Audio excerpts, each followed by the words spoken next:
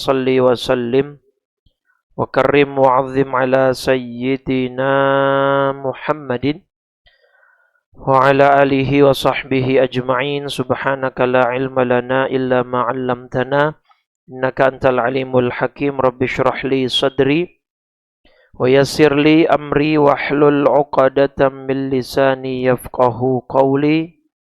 Saddid lisani wahdi qalbi bihaqqi sayyidina Muhammadin sallallahu alaihi wasallam, amma ba'du. Fa ya ayyuhal hadirun wal hadirat, seluruh jamaah salat zuhur Masjid Al-Badr.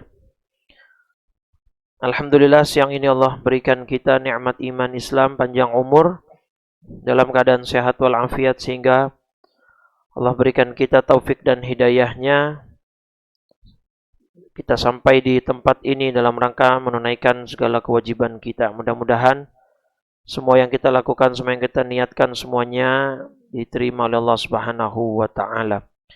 Salawat teriring salam tak lupa senantiasa kita curah limpahkan kepada junjungan kita baginda Nabi besar Muhammad sallallahu alaihi wasallam beserta seluruh keluarganya, para sahabat dan pengikutnya hingga yaumil qiyamah. Mudah-mudahan kita semua yang hadir kelak mendapatkan syafaat dari baginda Rasulullah sallallahu alaihi wasallam. Amin ya rabbal alamin.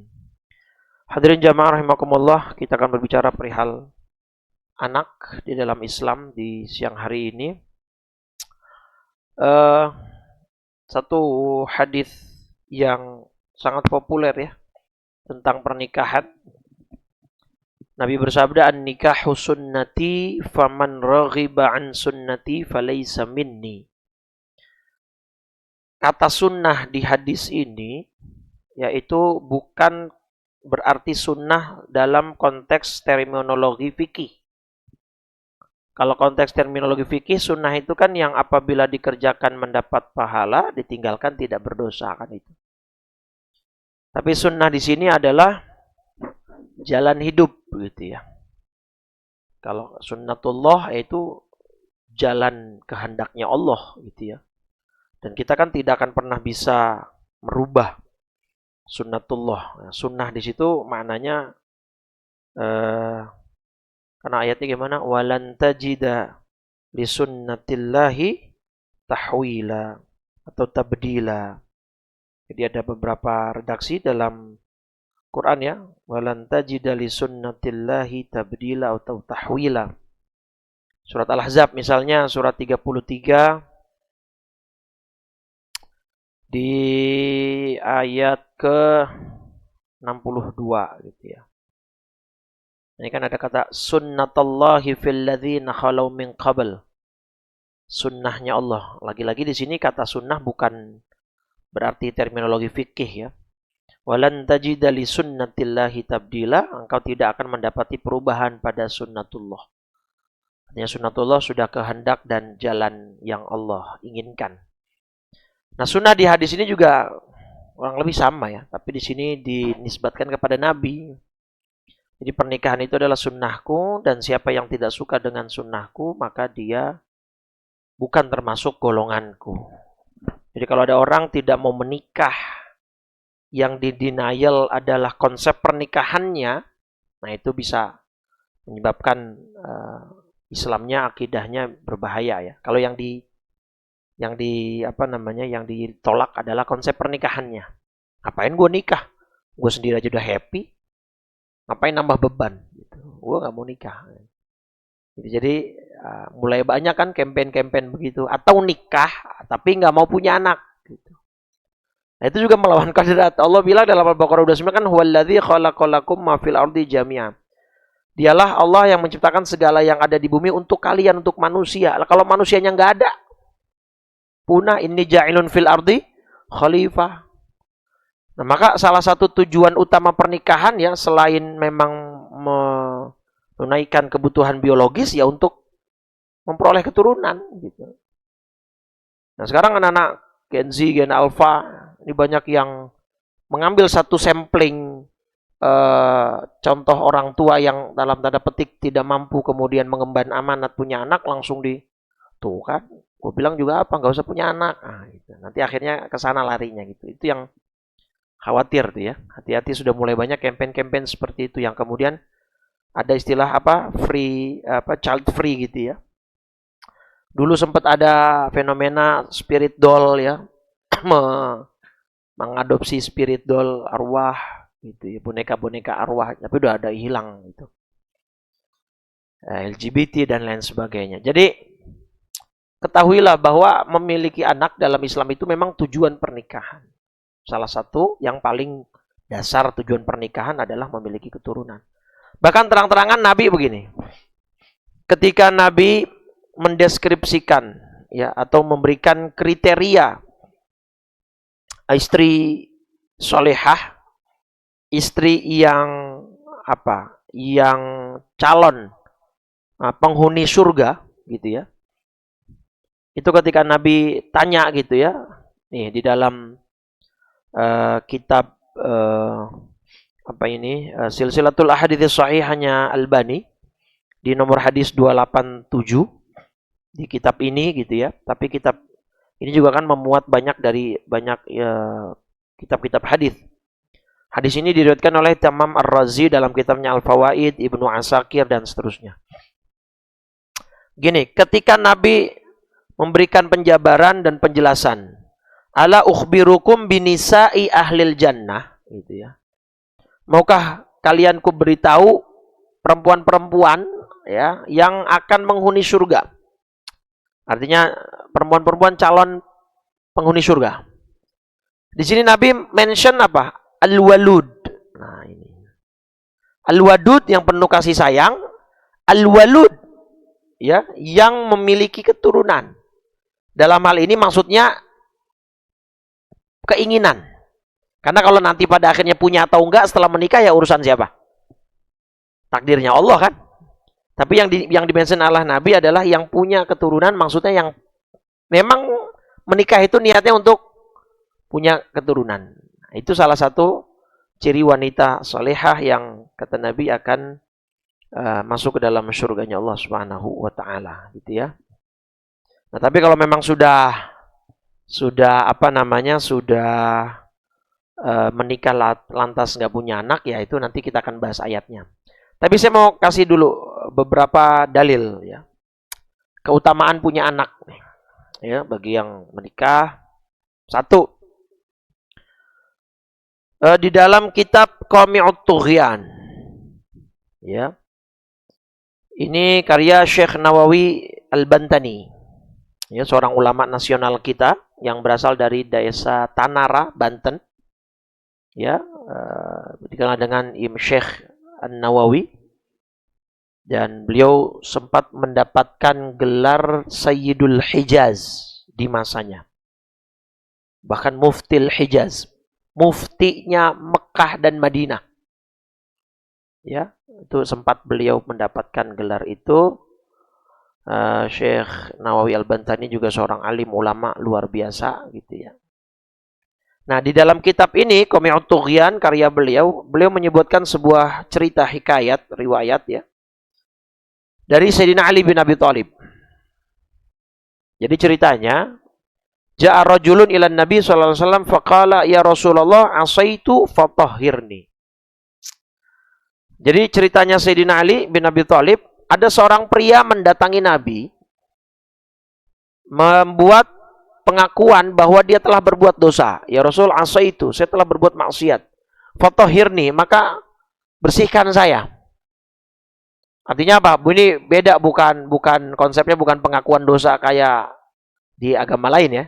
Maksudnya gini, kan memang di antara privilege sahabat itu, ya Bapak Ibu, sebagaimana Allah sampaikan dalam surat An-Nisa, surat 4, ayat 64.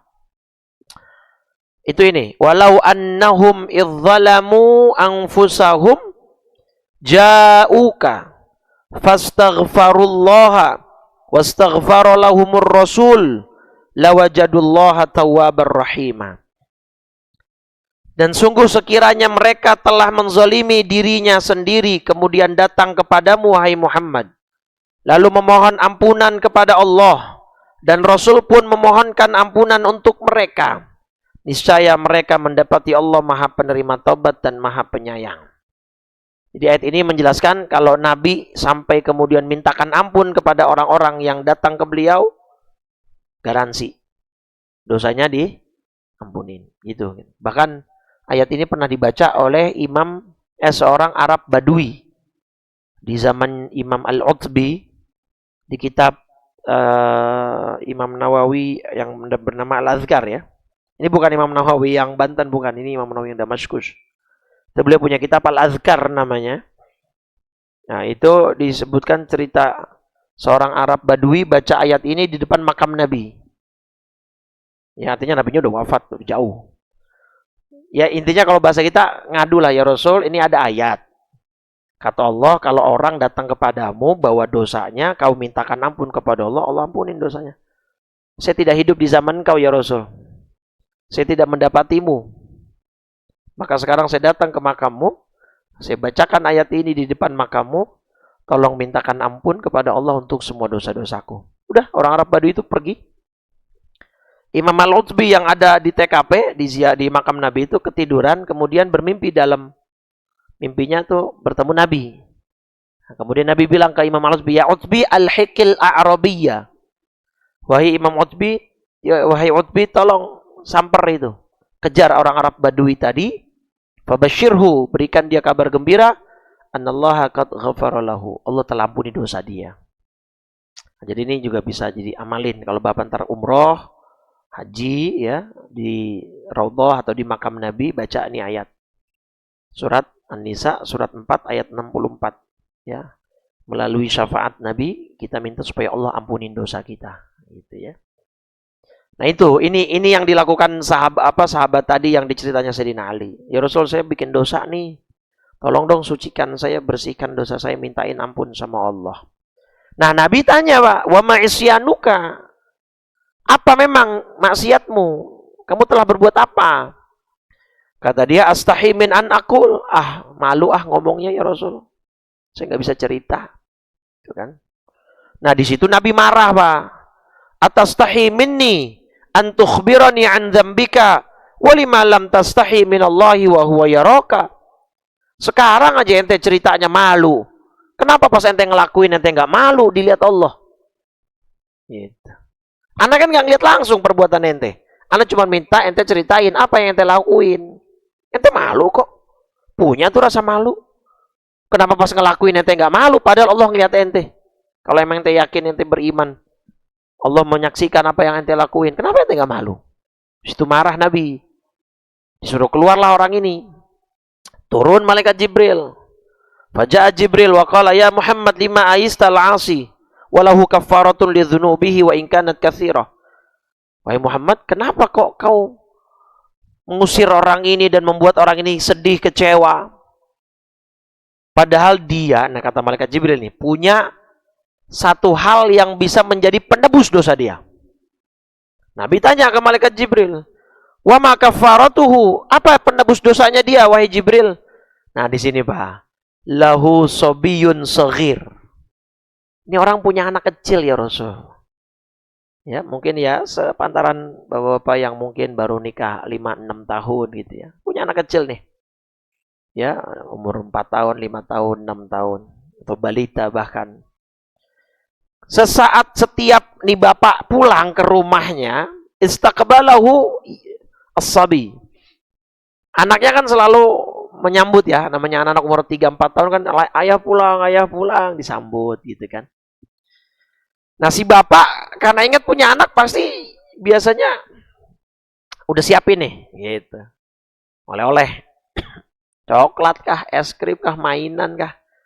Fayadfa'uhu ilaihi syai'an minal ma'kulat. Maka ini anak bayi dikasih makanan, snack, jajanan gitu ya. Au ma yafrahu bihi, atau apapun lah yang buat anaknya senang. Entah mainan tadi. Nah, kata malaikat Jibril di sini poinnya. Fa idza farihas sabi, ketika anaknya senang, anaknya gembira atas pemberian ayahnya, yakunu kafaratan lidzambihi. Itulah yang menjadi pelebur dan penggugur dosa-dosa sang ayah. Tuh. Itu salah satu keutamaan kita punya anak dalam Islam. Kalau dibilang para pegiat-pegiat child free, tapi kan capek ngurus anak, penuh tanggung jawab. Ya justru Kita memandang itu sebagai ibadah kan, Pak. Bahkan ada ulama bilang, hunaka dzambun la yukaffiruhullahu illa bita'abil walad. Ada dosa yang Allah nggak akan ampunin dosa itu kecuali dengan capeknya ngurus anak. Itu kan. Kita para bapak mungkin nggak secapek istri-istri kita, Pak, kaum ibu. Istri kita lebih capek. Kita orang laki mah tinggal tugas ngasih duit doang. Yang sakit anak, ngeriang segala macam, yang lembur ya emaknya, istri kita gitu. Saya laki-laki gendong bayi 30 menit, 45 menit sejam aja udah keram, ini udah wah luar biasa. Istri-istri kita itu luar biasa, mungkin dari malam sampai malam lagi. Kalau lagi sakit kan ngerengek, mintanya gendong terus. Nah maka itu, Pak. Ya, jadi ketika anak ini senang, bahagia, nah disitulah penggugur dosa-dosanya sang ayah. Gitu. Itu kalau satu, Pak. Bayangin kalau 11. Kalau orang zaman dulu kan anaknya kan banyak-banyak, Pak. Gitu ya. Nah, jadi ini salah satu keutamaannya. Terus misalnya apa lagi? Misalnya let's say anaknya meninggal, Pak. Dalam Islam pun ada keutamaan. Nih, di dalam hadis Tirmidzi ya, nomor 1021. Hadis Tirmidzi nomor 1021. Ketika seorang anak meninggal, idza mata waladul abdi, qala Allahu li malaikatihi. Ketika ada seorang anak dari seorang hambanya Allah meninggal, Allah akan dialog dengan malaikat pencabut nyawa ini. Ya, dengan para pasukannya lah. Qabattum walada abdi, kalian habis mencabut nyawa anak dari hambaku, kata Allah. Mereka berkata, na'am, ya. Qabattum samarata fuadih, yang kalian ambil itu adalah anak kesayangannya, ya, atau anak yang dia sayang. Naam, ya. Yang menjadi buah hatinya, betul ya Rasul, ya Allah. Nah, terus Allah tanya, madza qala abdi? Yang Allah tanya apa? Apa respon orang tuanya? Apa yang dikatakan hambaku ketika anaknya kau ambil? Nah, kemudian malaikat bersaksi, hamidaka wastarja'a. Dia sabar menerima cobaan dan musibah itu ya Allah, dan kembalikan semuanya kepada Engkau. Bahkan dia sempat memujimu. Gitu ya. Alhamdulillah. Inna lillahi wa inna ilaihi raji'un. Artinya dia tidak. Makanya kan salah satu yang dilarang dalam Islam itu niyahah. Tahu niyahah, Pak? Pernah dengar nggak? An-niyahatu. Apa an-niyahah? Nangis yang terlalu meratap gitu ya. Meraung-raung. Sampai jedotin pala ke tembok, sobek-sobek baju, ya, rambut. Itu niyahah. Adat jahiliyah, tradisi Arab jahiliyah yang ketika Islam datang, Islam menghapus itu. Itu bahkan bisa termasuk dari kekufuran. Bahkan bisa sampai ke derajat dia berarti tidak terima terhadap takdir yang memang sudah Allah tentukan gitu ya. Karena kata Nabi SAW, kullu syai'in biqadar. Dalam hadis Muslim nomor 2655, kullu syai'in biqadar. Segala sesuatu sudah ditakdirkan, sudah diberikan kadarnya masing-masing. Hatal ajzu wal kaisu, termasuk bodoh dan pintar, kata Allah, kata Nabi gitu ya. Termasuk bodoh dan pintar itu juga termasuk orang yang yang sudah ditakdirkan oleh Allah Subhanahu wa ta'ala. Nah, niyahah itu termasuk perbuatan sangat aib, sangat tercela di dalam agama kita ya. Bahkan bisa masuk dalam kategori kekufuran gitu ya, murtad. Hadisnya itu kalau nggak salah bareng hadis nasab. Nah ini Bapak Ibu. Hadis Muslim nomor 67. Yo ya. Itnatan finnas huma bihim kufrun. Ada dua hal yang bisa menyebabkan orang menjadi kufur. Satu apa? At-ta'nu fin nasab, ya. Membatalkan nasab orang lain, mengusik nasab orang lain. Wan niyahatu 'alal mayyit. Nah, itu. Dan meratapi niyahah terhadap meninggalnya seorang keluarga kita, mayit kita. Itu termasuk bisa menjadikan orang itu kufur. Nah, ketika Allah sudah mendapati respon, padahal Allah lebih tahu ya, ini cuma SOP aja biar ada dialog antara Allah dengan malaikatnya gitu. Terus Allah berfirman ketika melihat respon orang tuanya ketika anaknya diambil oleh Allah, fayaqul, Allah berfirman, ubnu li abdi baitan fil jannah. Wahai malaikat, bangunkanlah untuk hambaku itu sebuah istana di dalam syurga, wasammuhu baital hamdi. Dan tuliskanlah, berikanlah nama rumah itu atau istana itu dengan istana pujian atau rumah pujian. Khusus buat orang-orang yang anaknya ketika dia hidup di dunia diambil oleh Allah Subhanahu wa taala. Ya, kalau dia mengharapkan ganjaran dari Allah, Allah sediakan rumah di dalam surga, istana gitu ya. Nah, inilah yang kemudian biasa kita sebut kalau ada anak meninggal berarti orang tuanya punya apa? Punya apa? Tabungan gitu ya. Bahkan keguguran pun, Pak. Kalau dalam kitab apa namanya Al-Adabul Mufrad, bahkan ada babnya, bab man mata lahu siqt. Bab siapa yang keguguran gitu ya. Istri bapak misalnya atau siapa yang kita kenal tahu nih punya sudah hamil tapi keguguran. Ketika dia berharap pahala dari Allah, ya, itu ahabbu ilayya min antakuna lid dunya jami'an wa ma fiha. Ketika ada perempuan punya anak dalam kandungan terus keguguran dan dia berharap pahala dari Allah, itu lebih baik daripada dunia dan seisinya. Dan banyak lagi hadis-hadis sejenis. Bahkan di sini ada yang secara spesifik nyebut 3 anak. Mamin muslimin yamutu lahu thalathatun minal walad. Tidaklah seorang muslim kemudian dia punya anak 3 meninggal. 3 orang lah pokoknya. Entah anaknya mungkin 9 yang meninggal 3 atau punya anak 10 yang meninggal 3. Pokoknya 3 anak meninggal. Nah, tapi syaratnya lam yablughul hinsa. Anaknya belum sampai baligh. Pasti itu menjadi jaminan orang itu akan dimasukkan surga ke dalam ke dalam surga oleh Allah dengan rahmatnya. Kalau di hadis riwayat yang lain, sahabat ada yang coba melobi. Wathnan, kalau 2 anak bagaimana ya Rasul? Wathnan, ya sudah. 2 juga bisa. Jadi kalau Anda atau keluarga Anda ada yang punya anak 2 orang meninggal sebelum baligh, baru masih bayi atau sudah setahun 2 tahun, meninggal, dia ridho, dia ikhlas, Allah jamin dengan 2 anaknya itu dia akan dimasukkan ke dalam surganya Allah. Itulah kemudian kenapa kita sebut tadi tabungan tadi itu ya. Nah itu Bapak Ibu. Jadi ketika anak meninggal saja itu menjadi sebuah kemuliaan buat orang tuanya. Tentu meninggal yang normal ya, bukan terus habis dengar hadis ini, wah saya punya anak saya kebetulan 9 Ustaz, kebanyakan kayaknya nih. Saya bunuhnya 3 ya, biar masuk hadis ini. Ya enggak dong, enggak gitu konsepnya gitu ya. Baik, nah itu Pak.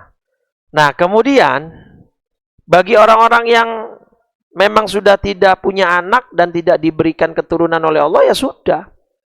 Kan memang dalam surat Asy-Syura, ya, surat 42, ayat ke 49 dan 50 ya. Allah kan bilang begitu tuh. Lillahi mulkus samawati wal ard. Milik Allah lah kerajaan langit dan bumi. Yakhluqu ma yasha. Dia Allah menciptakan apapun yang dia kehendaki. Nah, mulai dari sini. Yahabu liman yasha'u inatha. Allah memberikan anak perempuan kepada siapa yang dia kehendaki. Makanya kan ada pasangan suami istri, anaknya cuma jenis kelaminnya perempuan semua. Mungkin di sini juga ada anaknya perempuan semua. Wa yahabu liman yasha'u dzukur. Dan Allah juga memberikan anak laki-laki kepada siapa yang dikehendaki. Ada yang anaknya laki semua. Au yuzawwijuhum dzukrana wa inatha. Atau dia menganugerahkan laki-laki dan perempuan. Ada yang punya sepasang. Laki punya, perempuan ada. Nah, tapi apa kata Allah? Wa yaj'alu may yasha'u aqima. Dan menjadikan mandul siapapun yang dia kehendaki. Ini memang ada yang memang tidak diberikan keturunan. Makanya kan kalau kita punya anak, salah satu filosofis kenapa suruh akekah itu sebenarnya syukur, Pak. Syukur kita dikasih anak, syukur anaknya lahir sehat, normal, tidak ada hambatan, gangguan. Karena bagi para pejuang garis 2, ya, sampai beberapa saya punya jamaah itu, anak-anaknya sampai bikin proses bayi tabung ke Singapura. Sekali proses ada yang 100 juta, ada yang 150. Bahkan ada satu orang Romangun itu, udah 3 kali proses di Singapura, 3 kalinya gagal. 1 kalinya 150. Kali 3, 4,5, Pak. Lah bapak sekali nempel jadi. Makanya bersyukur punya anak. Karena nggak semua dikasih gitu. Ada yang pengen tapi nggak dikasih sama Allah. Saya sampai guyonan bercanda. Pak Haji, mahal banget 150 juta. Emang yang 3 juta, 5 juta nggak ada. Ya kata dia, Ustadz, kalau 3 juta, 5 juta mah tabungnya pakai tabung melon, gas LPG gitu. Nah, sebenarnya akikah itu filosofi dasarnya adalah syukur, Pak. Syukur gitu ya. Nah, cuma yang ingin saya sedikit dalami kalimat mandul ini, Pak. Suatu ketika dalam hadis Sahih Muslim, Nabi pernah tanya, "Ma ta'uddur ruquba fikum?" Gitu ya. Ya, ini juga dimuat oleh Imam Bukhari dalam kitabnya Al-Adabul Mufrad. Ini hadis Muslimnya nomor 45. Muslim nomor 45. Nabi tanya nih, "Ma ta'uddur ruquba fikum?" atau "Ma ta'udduna fikum ruqub?" Apa definisi mandul bagi kalian? Apa yang kalian pahami tentang rukub ini, mandul ini? Sahabat jawab, "Ar-rukub alladzi la yuladu lahu." Ya mandul yang enggak punya anak ya Rasul. Nah, ternyata Nabi sedang ingin berdialog tentang esensi dan substansi. Kalau secara definitif ya betul, mandul yang nggak punya anak. Tapi Nabi pengen lebih dalam lagi. Lah, bukan itu yang saya maksud. Walakinnar rukub, akan tetapi mandul itu adalah alladzi lam yuqaddim min waladihi syai'a. Mandul yang hakiki adalah yang dia punya anak. Tapi dia tidak memberikan hak anaknya dan sehingga anaknya nanti tidak memberikan perlakuan baik kepada dia. Artinya dia nggak dapat manfaat apa-apa dari anaknya. Bisa jadi gara-gara perlakuan orang tuanya awal. Makanya kan Sayyidina Umar bin Khattab itu suatu ketika pernah didatangi ya seorang ayah. Seorang ayah ini mengeluhkan perilaku anaknya. Anaknya dibilang ini sama ayahnya durhaka. Ngadulah sang ayah kepada Khalifah Umar. Di zaman Khalifah Umar nih ya, berarti Nabi sudah wafat. Dipanggil anaknya oleh Sayyidina Umar untuk menghadap. Ya, dipanggil untuk memberikan klarifikasi. Betul apa yang dibilang ayahmu? Kamu begini, dan begitu. Iya, betul, wahai Khalifah. Tapi tunggu dulu, saya ingin melakukan pembelaan. Alaysa lil waladi hukukun ala abih? Bukankah anak juga punya hak yang harus ditunaikan oleh ayahnya? Ya, betul. Ada berapa anak? Ada 3, Pak. Hak anak itu ada 3. 1, ayyuhassina ismahu. Perbagus namanya. Ya. Dalam Sunan Abu Daud ya. Diriwayatkan atau disampaikan sebuah hadis ini di Sunan Abu Daud di juz ke sebentar ya. Itu perintah dari Nabi soalnya. Perintahnya adalah jelas, kita disuruh perbagus nama kita ya. Kita disuruh memperbagus nama kita supaya besok kita dipanggil sesuai dengan nama panggilan kita di dunia. Ini ya. Hadis Abu Daud nomor 4948 Innakum tud'auna yaumal qiyamati bi asma'ikum wa asma'i abaikum. Besok kalian akan dipanggil gitu ya, untuk ketika kita diadili atau ketika pengen menerima buku catatan amal kita, dipanggil kita dengan nama kita dan binnya bin nama bapak kita. Maka terus perintah Nabi, fa ahsinu asma'akum. Maka perbaguslah nama kalian. Jangan sembarangan gitulah. Tentang dari Quran semuanya diambil. Siapa nama anak lo? Fir'aun. Fir'aun kan dari Quran Ustaz. Ya enggak Fir'aun juga dong. Atau namanya Anam. Tapi nama panggilan itu Anam. Nama aslinya Jahannam. Gitu ya. Nah, itu hak pertama Pak, seorang anak. Perbagus namanya. Yang kedua, pilihkan ibu yang terbaik untuknya. Artinya ketika kita nikah, ya, untuk memilih, mensortir, dan memfilter. Apa kata Nabi? Nikahi wanita karena 4 hal. Tunkahul mar'atu li arba. Apanya? Pertama, li jamaliha, cantiknya. Fair Nabi, Pak. Yang Nabi sebut pertama, cantik. Ya kita karena manusia makhluk visual. Yang kedua, wali nasabiha, nasabnya, keturunannya, boleh. Nyarinya maunya yang darah biru. Yang ketiga, wali maliha, hartanya. Ustaz, calon saya Ustaz, anak tunggal. Bapaknya juragan kontrakan. Kebetulan lagi di IGD sekarang bapaknya Ustaz. Jadi buru-buru saya mau nikah. Dia ngincer harta aja gitu. Yang keempat, lidiniha, baru agamanya. Nah cuma Nabi memahami, satu wanita 4 sifat ini kumpul kan susah. Wah, beruntung banget laki-laki tuh. Cantik juga, kaya juga, keturunan baik-baik juga, soleha juga. Waduh, surga dunia itu. Cuman kan jarang yang begitu, Pak. Maka Nabi bilang, fadfar lidzatiddin. Maka dari 4 kriteria itu yang diprioritaskan agama. Gitu. Jadi pilihlah untuk anak-anak kita ibu yang nanti akan membuat mereka menjadi baik juga. Nah yang ketiga, ayyu'allimahul Quran atau ayyu'allimahuddin. Berikan pelajaran agama. Nah kata si anak itu yang ngadu kepada Umar bin Khattab, nah ini 3-3-nya saya nggak dapat dari ayah saya. Nah maka ayahnya dipanggil lagi, Mas Sayyidina Umar sini. Laqad aqaqtahu qabla ayya'uqa alaik. Umar. Kata Sayyidina Umar, Bapak ini telah lebih dahulu durhaka kepada anak Bapak sebelum anak Bapak durhaka kepada Bapak. Artinya, ini anak bisa jadi seperti itu ya lantaran ada hak-haknya yang belum Anda tunaikan. Jadi kalau ditanya, ada nggak istilah orang tua durhaka? Ya ada.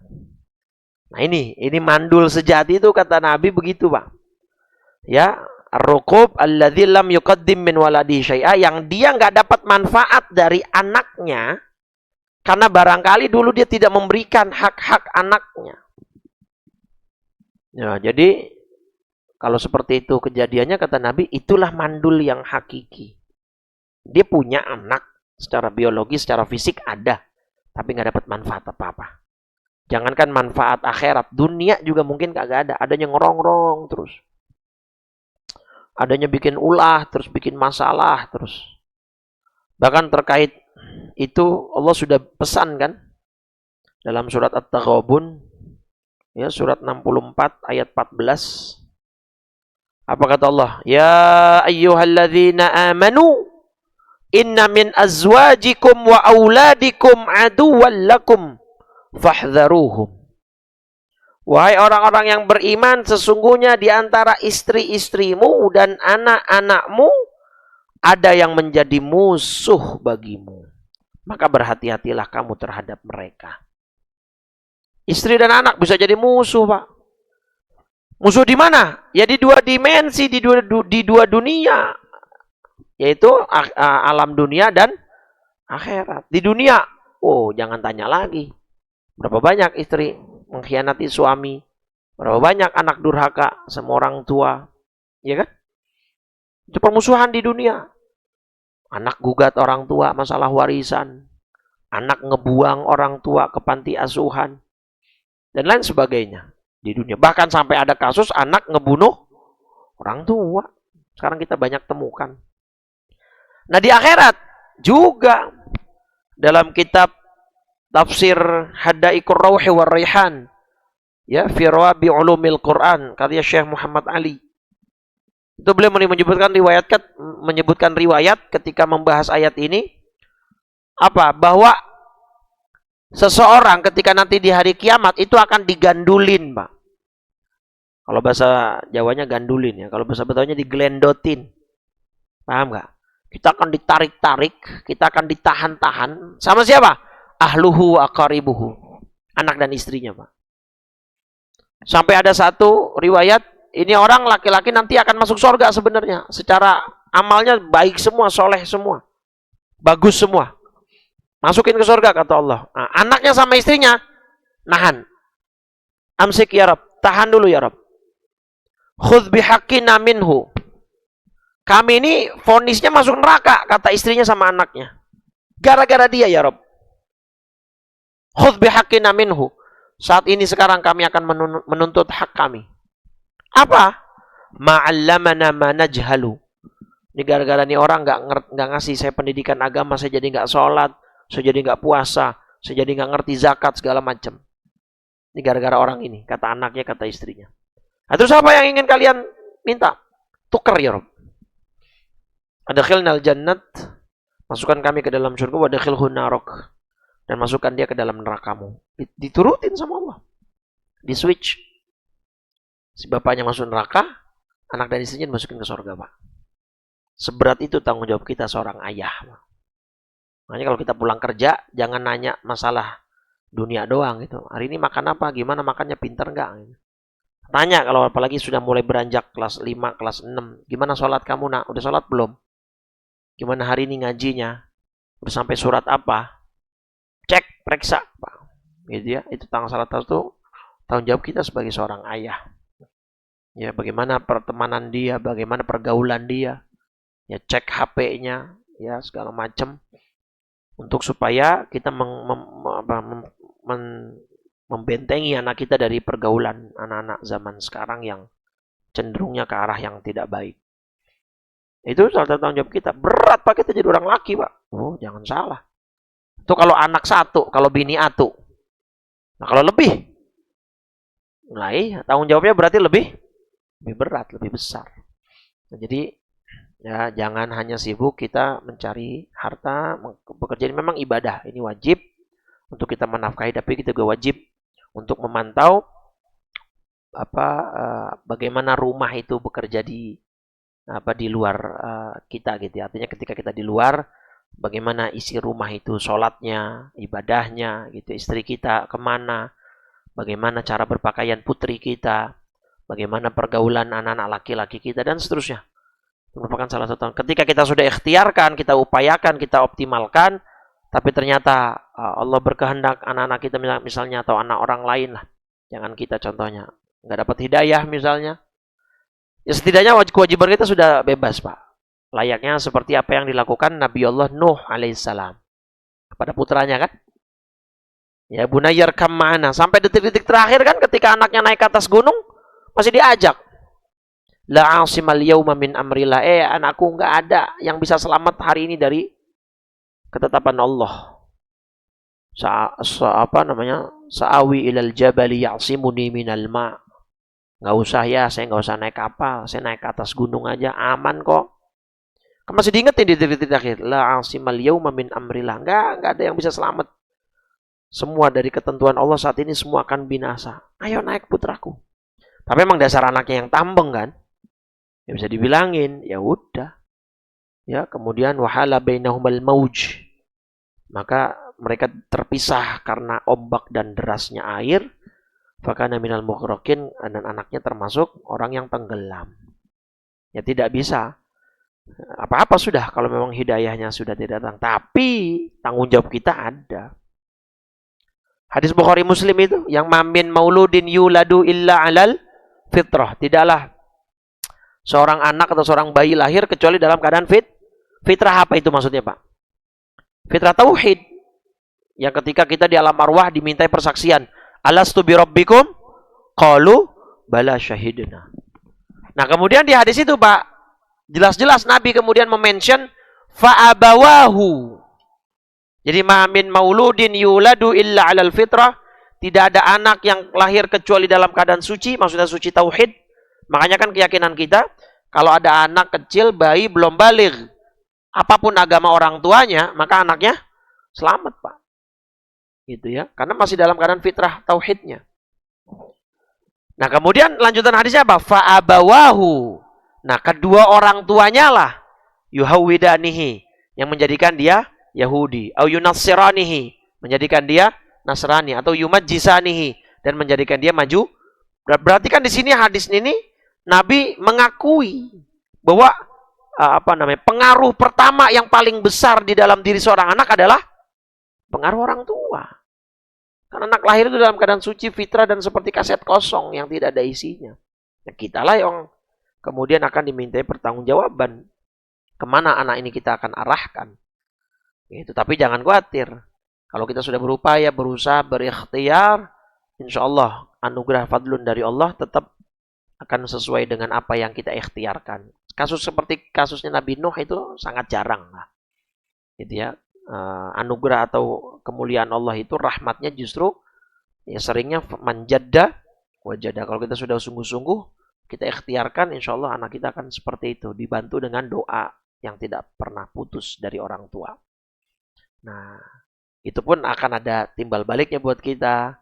Ya, secapek-capeknya kita ngurus anak, ada dosa yang digugurkan, anak senang, pahala kita bertambah, dosa kita berguguran, dan lain sebagainya. Nah, maka dengan begitu, harusnya sebagai mukmin dan muslim yang sejati tidak ada lagi pikiran child free, kemudian bahkan mungkin nggak mau nikah dan lain sebagainya. Karena itu semua kita jalani sebagai sebuah bentuk ibadah. Jadi mudah-mudahan apa yang Bapak ikhtiarkan di kantor ini, yang Bapak usahakan di kantor ini, membawa keberkahan buat orang-orang di rumah Bapak masing-masing, untuk anak, untuk istri, sehingga mereka mendapatkan hidayah dari Allah dengan keberkahan apa yang Bapak upayakan dengan nafkah yang halal. Itu salah satu ikhtiar kita ya. Amin ya rabbal alamin. Baik, itu yang bisa saya sampaikan, mudah-mudahan bermanfaat. Kita akhiri dengan 3 kali kalimat tauhid dan doa kafaratul majlis. Qala Rasulullah sallallahu alaihi wasallam, afdaludz dzikri fa'lam annahu la ilaha illallah, la ilaha illallah, la ilaha illallah Muhammadur Rasulullah sallallahu alaihi wasallam, kalimatu haqqin 'alaiha nahya wa 'alaiha namut wa biha nub'atsu insyaallah ta'ala minal aminin. Alhamdulillah rabbil alamin. Allahumma shalli ala sayyidina Muhammadin wa ala alihi washabihi ajma'in. Allahumma ati nufusana taqwaha wa zakkiha anta khairu man zakkaha anta waliyuha wa maulaha bi rahmatika ya arhamar rahimin. Rabbana la tuzigh qulubana ba'da idh hadaitana wa hab lana min ladunka rahmah innaka antal wahhab. Ya muqallibal qulub, tsabbit qulubana wa quluba auladina wa banatina wa ahli baitina ala dinika wa ta'atik. Ya muhawwilal hawli wal ahwal, hawwil ahwalana ila sanil hal. Rabbana atina fid dunya hasanah, fil akhirati hasanah, wa qina adzabannar. Wa sallallahu ala sayyidina Muhammadin wa ala alihi washabbihi wasallam. Walhamdulillahi rabbil alamin. Subhanakallahumma wa bihamdika asyhadu an la ilaha illa anta astaghfiruka wa atubu ilaik. Kurang lebih saya mohon maaf. Silakan ba'diyah bagi yang belum. Assalamualaikum warahmatullahi wabarakatuh.